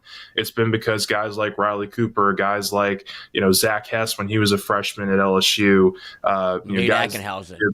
Nate Ackenhausen, yeah, of course. I mean, Thatcher Hurd had some really big outings for them in the postseason a couple of years ago, of course. And so, when you're getting guys like Chase Shores, like Jaden Newt, like Maverick Rizzi, Cooper Williams, starting to get dialed in a little bit more, I would say, here towards the end of the season, that's extremely positive. And look, a couple of these guys have only been doing it for 1 or 2 weekends. You'd love to see kind of some carryover here in the SEC tournament and really kind of feel good about your positioning as a pitching staff. But I feel really good about where LSU is right now, not only position-wise to be a top 8 national seed, but having the show have to go through the box, or the road to Omaha having to go through the box. I feel really good about where they're at with their arms, and so they're a group that I think is starting to really come along. So that would probably be my top takeaway from just how LSU's closed the season, and some of the pitching staff arms that are really starting to get it together here at the end of the season. So, Glenn, did you basically just say that LSU is a lock for a top 8 seed? I think they are. I mean, I guess anybody can make a magical run in one of their tournaments and kind of make the RPI a little screwy. But I think the thing I keep coming back to is that LSU has been pretty universally number 1 across all of the national publications. And I'll preface this by saying that you take that with a grain of salt.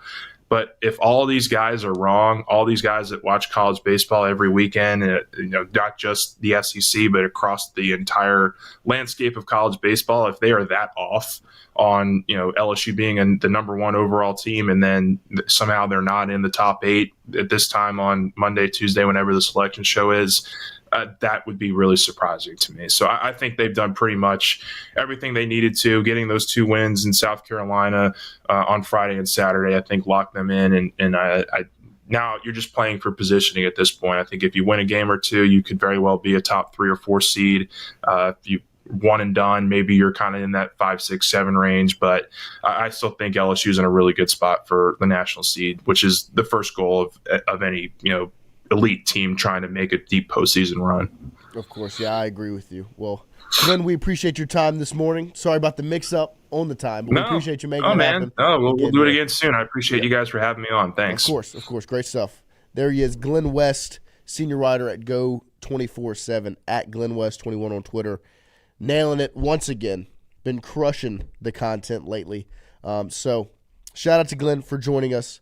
But, yeah, I appreciate him locking in. He's like one of the LSU as a top 8 seed. Yeah, he's one of the more positive people we've heard from when it comes to LSU baseball. Not a lot of question marks. I love that he's kind of in the same spot that I would like to think that I've been saying some of the same things in the way that he talked about the pitching staff. Like, sure, you're looking for one more, but you've got names, you've got guys, and it requires somebody to just, one of those names that he said, to just step up. And but they're talented, and they have shown promise, whether it be Cooper Williams, Maverick Rizzi, like all of the names that he said, but those are the 2 that I've seen that continually have gotten chances and have started to pitch a little bit better. And I think Jaden Newt should be the top of that list. Yes. But then when you go to like the other arms, you needed a left-handed arm, and you had Primo kind of hold the rope for you for a little bit, and now you've seen Cooper Williams kind of take that mantle as the first left-handed arm out the pen. And I think that's a good step in the right direction, because those are immensely talented guys, and you're asking them to, play a role that you need, and they're all young. But at this point, you're no longer a freshman. Yes. Yeah, no, I mean, that's out the window right now in postseason baseball. So LSU will get it rolling tomorrow night, as we will see who they face, as A&M and Auburn will face off at 11 a.m. this morning, right after we close out. We'll close out at 9. You'll get a nice little break, and then you'll turn on the SEC network and watch Auburn and Texas A&M face off for a trip to take on LSU. So another one of the little discussion points our guy Andre dropped in the document, and I want everyone in the chat to weigh in the question as well. Where does the SEC tournament / Hoover rank in terms of watching sports, whether that's in person or on TV? I, for one, have never been. I've never made the trip to the Hoover Met, but Andre points out a couple of just the memories that come up with it. It's just the late night Hoover Met. You've got the feral children, rain delays, all those things. And you guys' opinion in the chat, drop it in there. where does Hoover and the SEC tournament rank on sporting events?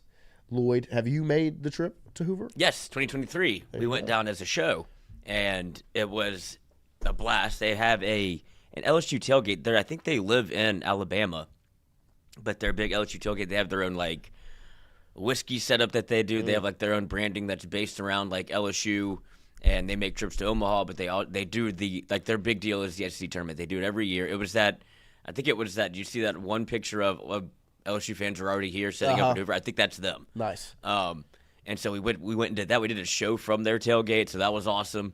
It was just, and then obviously the games are fun, but LSU was in a different spot, I guess. Maybe kind of a little bit more of a similar spot, but a different one then because you knew how good you were. Right. And you didn't have to really do anything. It was double elimination, but you knew that you're already a host team, and it was more of just like, all right, we're playing.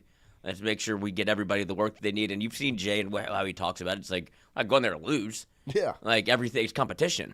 But you could see whenever he had Paul Skeens I think he had 30 pitches in an inning, bases were loaded, he pulls him out. He goes, I don't take out Paul Skeens in that scenario. But he's like, he's worked his pitch count up, and it was time to make a move. So, but everything around it, just going to Hoover, it's very much like, it's a good little preview for like Omaha if you've ever gone. Like, it's very LSU-centric. Yeah.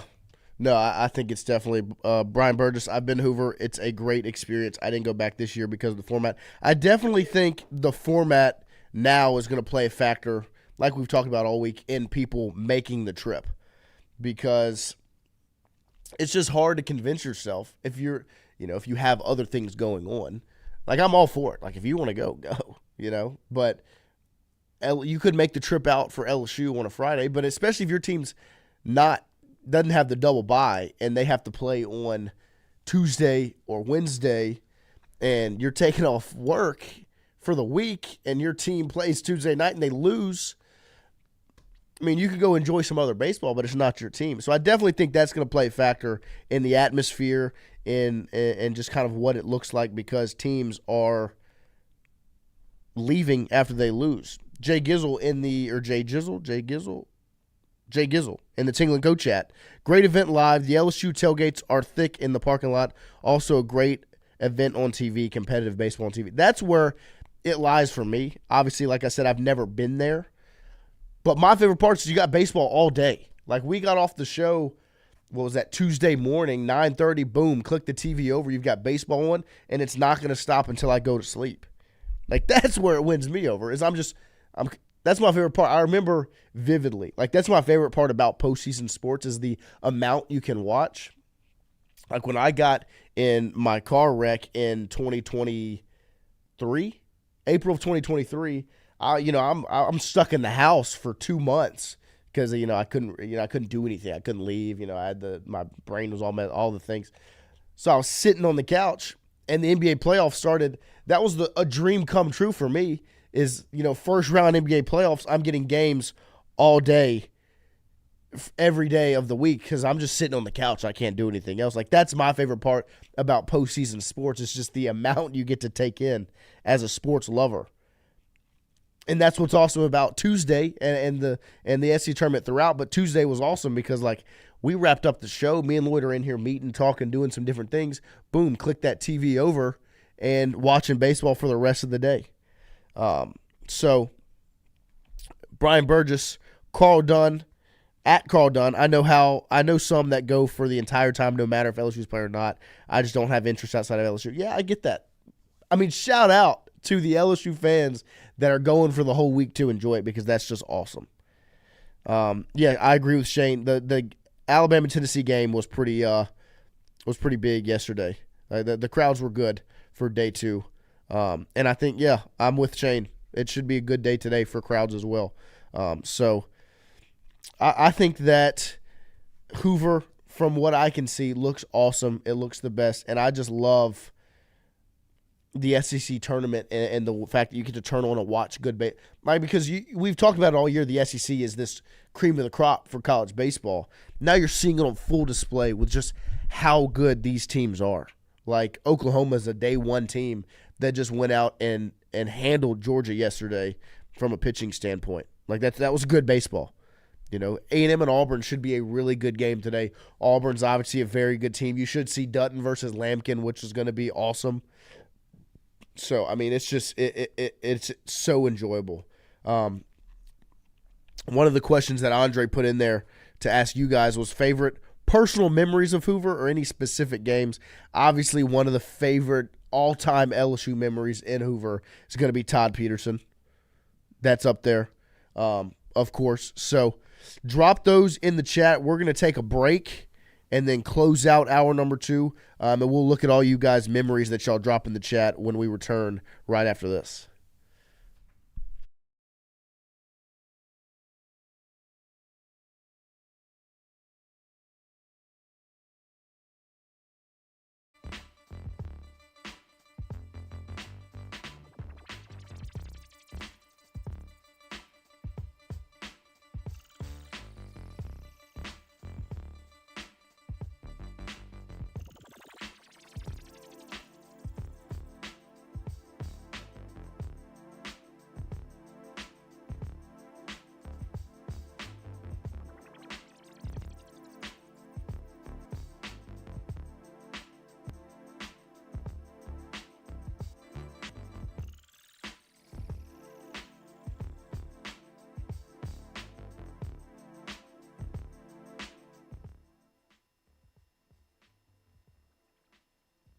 Well, again, his first team all SEC reliever, and definitely earned that.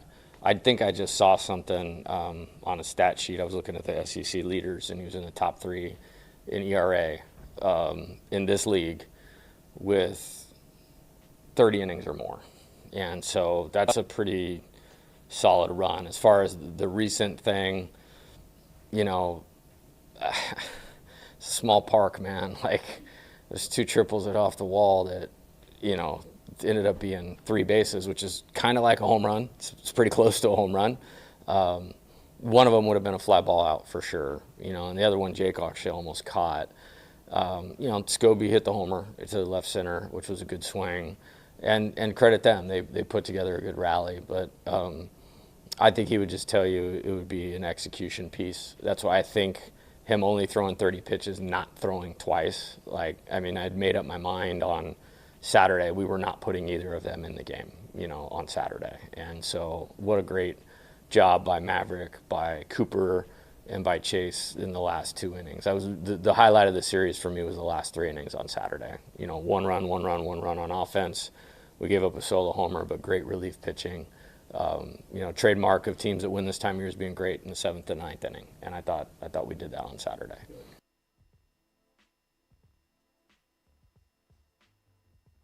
We're gonna play to win the games. I would never, ever want anybody to think that we weren't ever doing that. The tournament, it's a competition. There's a championship. We want to play great. They want to be prepared to play championship baseball. And I don't think you can go through it as a blow it off exercise or think of it that way. We will not do that. With that being said, I've used this reference before. In 2023, I took Paul Skeens out against Arkansas with the bases loaded because he was at 31 pitches in the inning. I'm never taking Paul Skeens out of the game with the bases loaded, ever, except in this scenario where, there was a good chance he was going to pitch the following Friday, and to win the national championship or to go to Omaha or to win a regional, you need Paul Skeens healthy and at his best. So if something along those lines comes up, you may see it maybe deviate from what we would do, but right now it's kind of full speed ahead.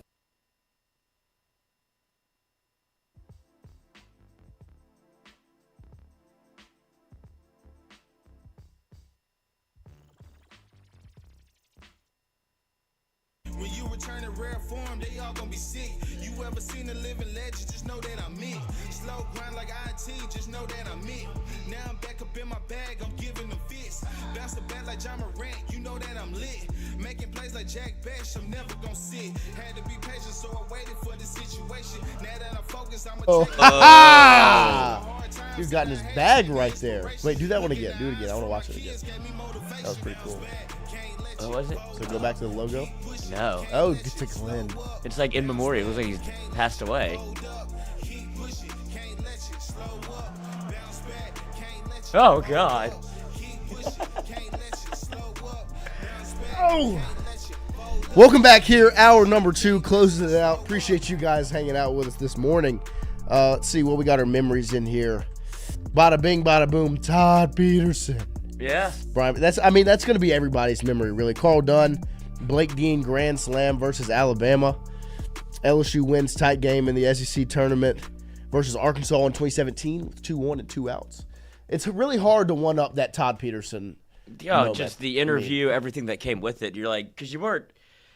That's the best thing about like LSU, I guess. If you're not, like, even if you're not a fan of LSU, or like you don't know if you just have, maybe you're just like baseball.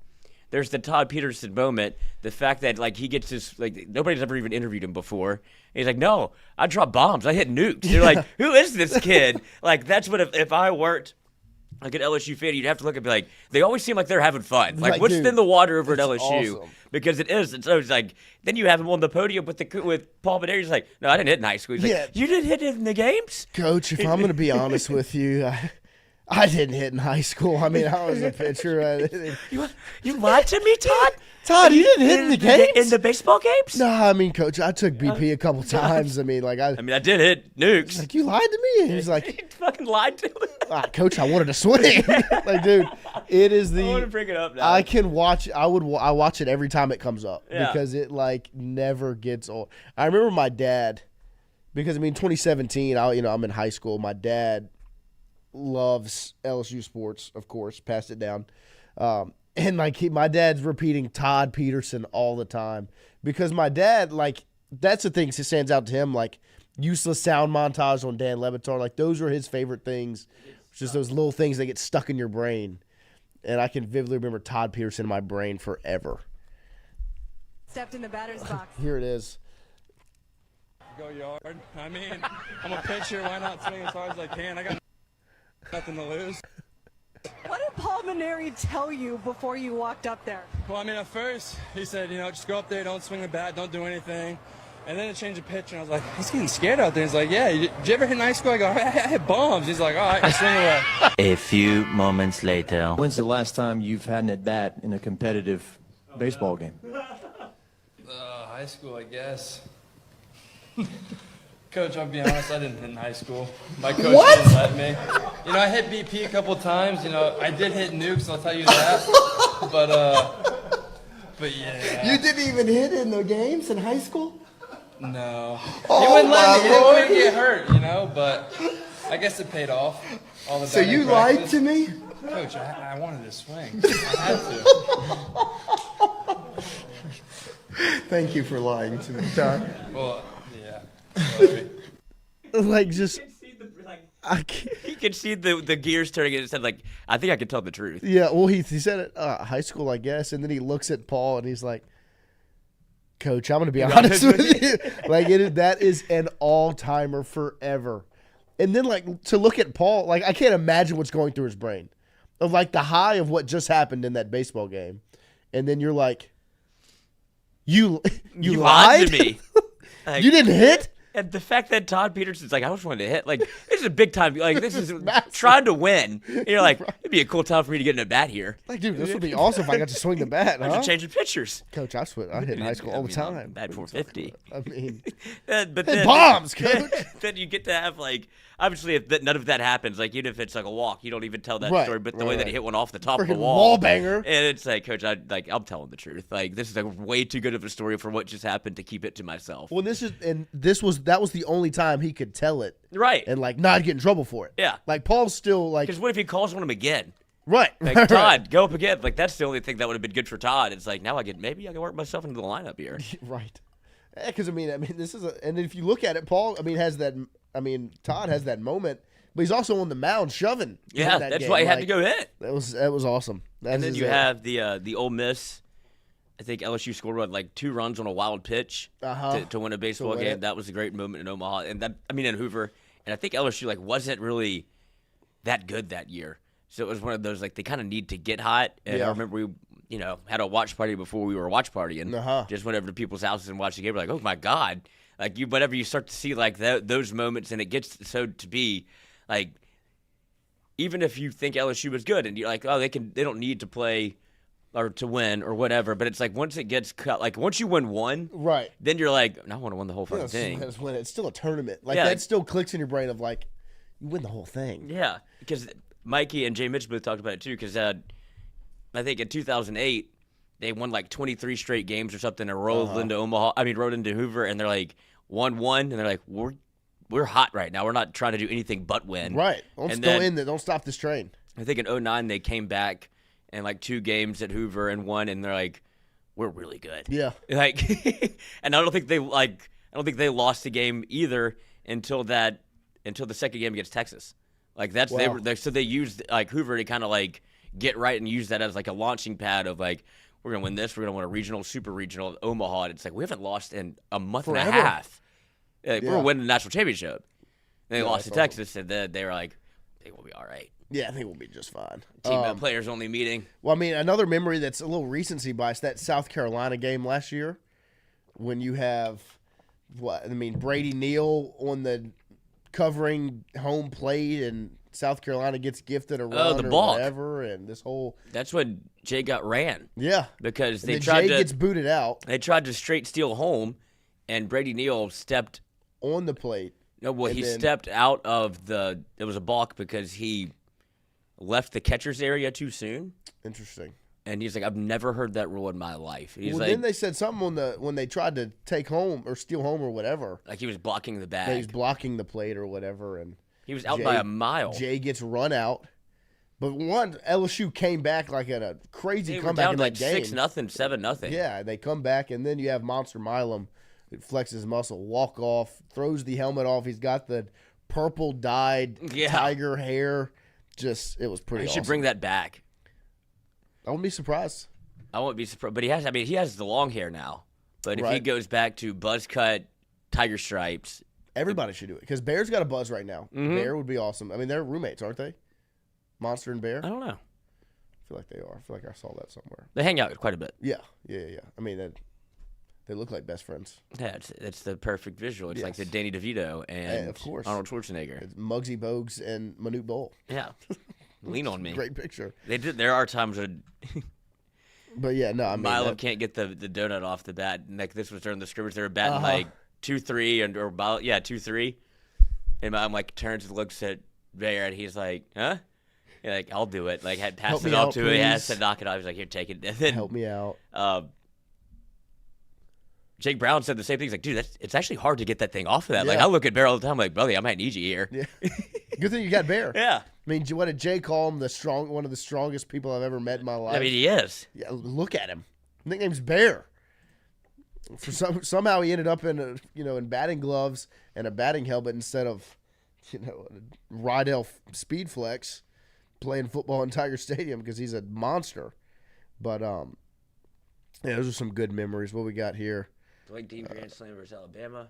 Let's see. Fonz said Neal stepped next to the front of the corner, didn't step in front of the plate. It was a BS call. It was such a bad call. And then you have the moment of Jay getting, he gets run, has to watch that whole thing unfold, and then he goes to the outfield and they get to let's fucking go. And the whole team starts bouncing. It's like, this is why I love it. It was awesome.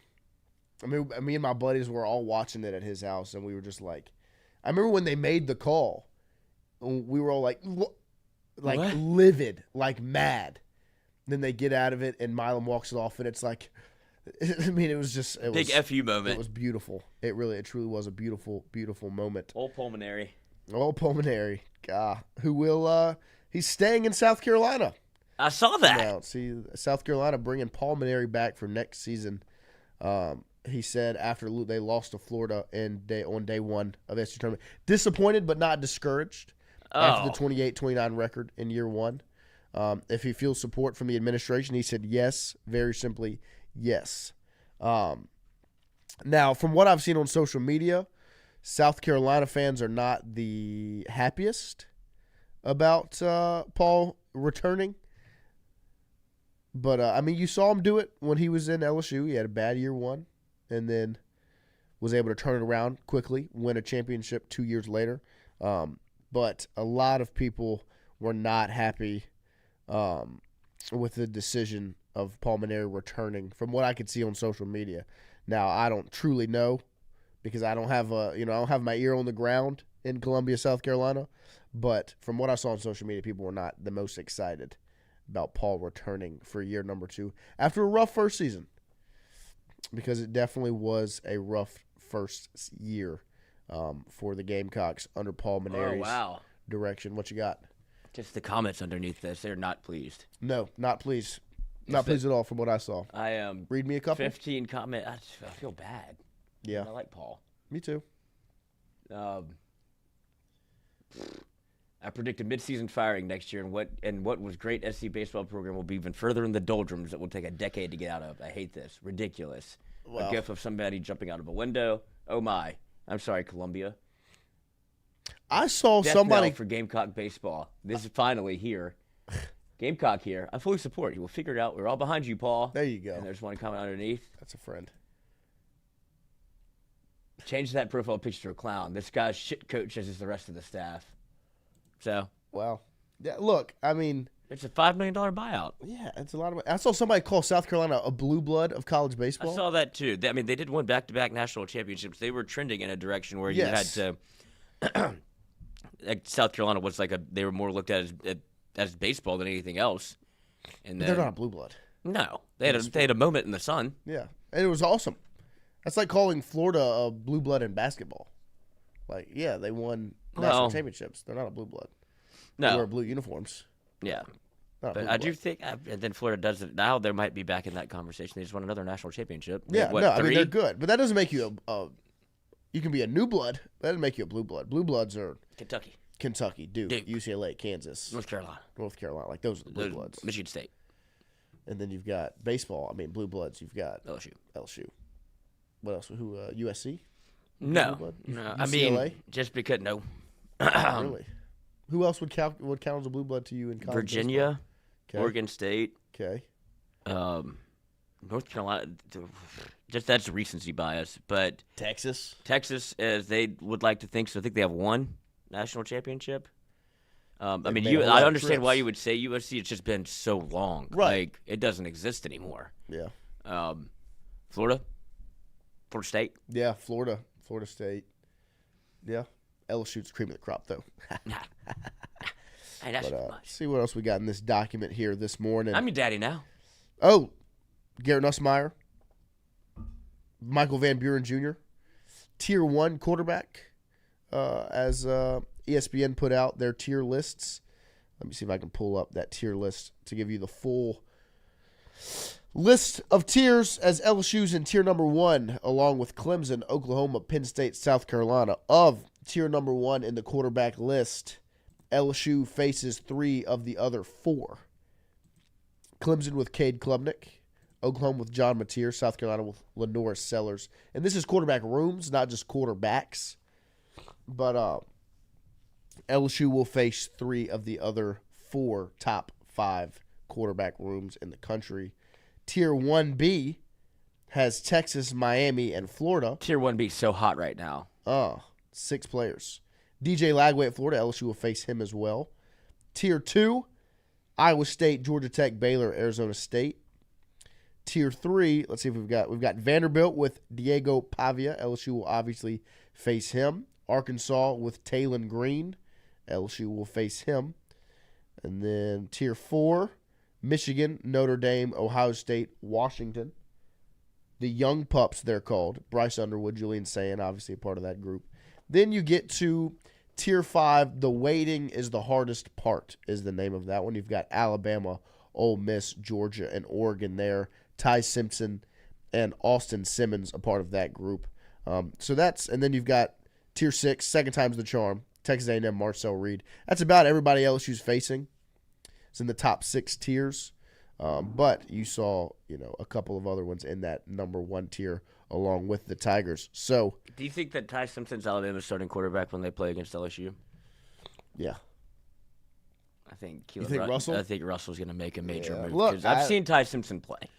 I hope Ty Simpson. We say that now. Yeah. Unless he's found something that I haven't seen yet. He can run a little bit. Like, he's a dual threat quarterback. But Keelan Russell is like, I was always wondering when this was going to kind of happen, whenever he was, I mean, he played with so many good players, Yeah, and it seemed like everybody else was getting the spotlight at Duncanville, and then He was a committed 3-star SMU commit. SMU, and then he wasn't. Then he was a 5-star committed to Alabama, like overnight. Well, then he was a 3-star committed to Alabama that flipped, and then he got the 5-star. Bama was burning Yeah. when that happened, and then he flipped it. After he flipped, he became 5-star, and rightfully so. This Yeah. isn't one like he flipped and then He all got of the a Bama sudden bump. Right? No, he is a 5-star quarterback, and so I think that's up for discussion. It could very possibly be that second week of November, having Keelan Russell as Alabama's quarterback as opposed to Ty Simpson. But I think regardless, LSU wins the quarterback battle against everybody on their schedule this season except maybe Clemson is the only one I'll listen to. Brad Crawford from 247 Sports said college football. He had a list of college football coaches facing pressure to win this season. Lloyd, I would like you to guess the 1, 2, 3, 4, 5 coaches he has on that list. 5? 5 college football coaches facing pressure to win, in all caps, this season. Brian Kelly. Yep. Lane Kiffin. Nope. Oh, like the big one or just to win? I think just to win. Changes my list. Brian Kelly. DeBoer? Nope. I don't know. Sam Pittman. He's on the hot seat. He'll yeah. get fired. Actually, he was. I didn't want to be wrong again, but that Yeah. was my next game. I was He will getting get the next fired. name if he does. because I was thinking like Dan Lanning. Brent Venables Yeah. at Oklahoma. Mike Norvell, Florida State. Hugh Freeze, Auburn. I don't think Hugh Freeze is under that pressure. Really? No. This He's would be 6. what? Year 2 or year 3? Year 3 at Auburn? I don't remember. No, it's year 2. Year 2? Yeah, but they were good. Like they just couldn't. What they had? Who was their quarterback last year? It was what was his name? I don't remember, but he wasn't very good. Peyton Thorne. Yeah. Now they've got Jackson Arnold. I think they're going to be good. Who knows how good he is? But yeah, I agree with the list. I think Brian Kelly's definitely deserves to be on it. Sam Pittman, the seat is hot. I thought he was going to get fired last year. Yeah, I'm surprised he's back. Mike Norvell, I think it's right. I mean, Yeah. that was a bad season last year. After coming off a fantastic season. I think Lincoln Riley needs to be on that list. I do too. He has not lived up to the expectations. And Hunter Hall, Ty Simpson is going to be the man. Ty Soup. Whatever, Hunter. You homer.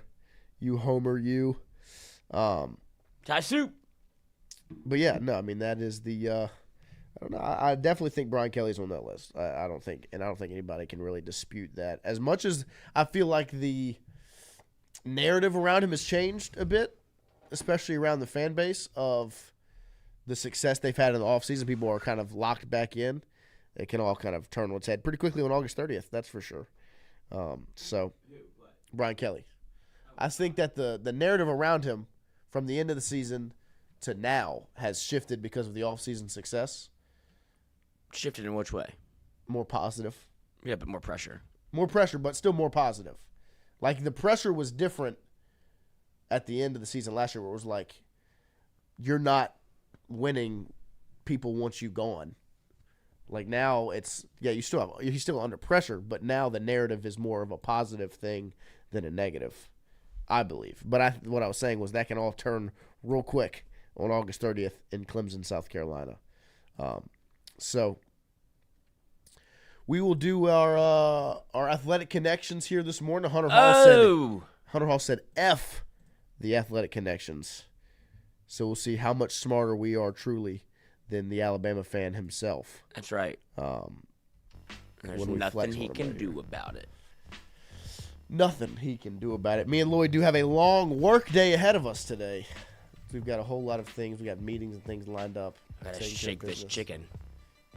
You gotta do what to the chicken? I gotta shake this chicken. Choke it? Choke this chicken out of me. Oh gosh. Oh. That does not sound pleasant. It sounds exactly like you think it is. It's exactly what you think it is. No longer buying the buy one, get 3 free deal at Albertsons. Yep. I love you, Albertsons, but shout out. I did it to myself. Yeah, he's hurting. He's been hurting this morning. Oh. What do we have here? All right. Love and basketball. Love and basketball. How about that? Okay.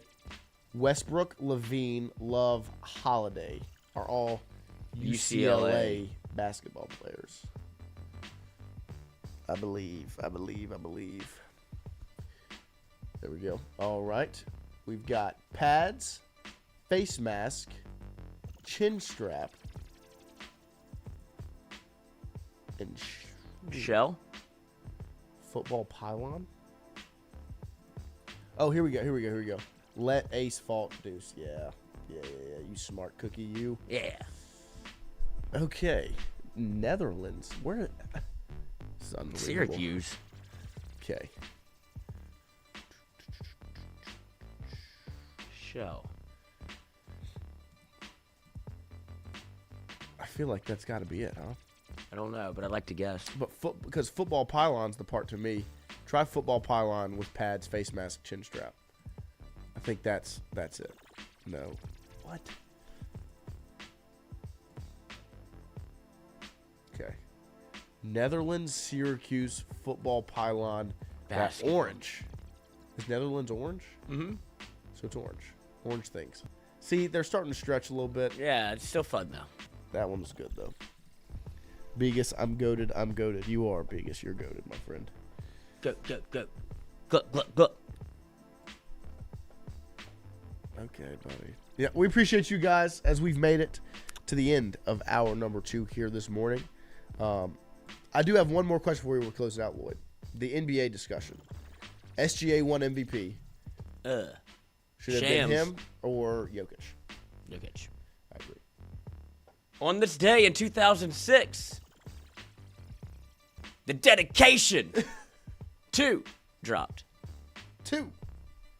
There we go. All right. Well, we will be back tomorrow morning, 7 to 9. Gangsta Grills. We have had some really good conversations and meetings and discussions after the show all week, getting things rock and rolling. We have a new piece of content that will be daily when we get to the Tingle & Co. channel. It will be called Run TNC, I believe. It's kind of what we brainstormed. We'll let you know what exactly that is coming soon. But we've got some exciting stuff coming up. Handling some business today before I head out of town next week. Watch party tomorrow night. Don't forget. Tell all your friends. Tell your to be family. tuned in. Tell your mother, tell your brother, tell your sister and me. Come on. We'll be back tomorrow morning, 7 to 9. As we close out the last couple of weeks here on the Jordy Culotta Show before, I guess it's put to rest. And it's Tingle & Co. And it's Tingle & Co. from here on out. Love you guys.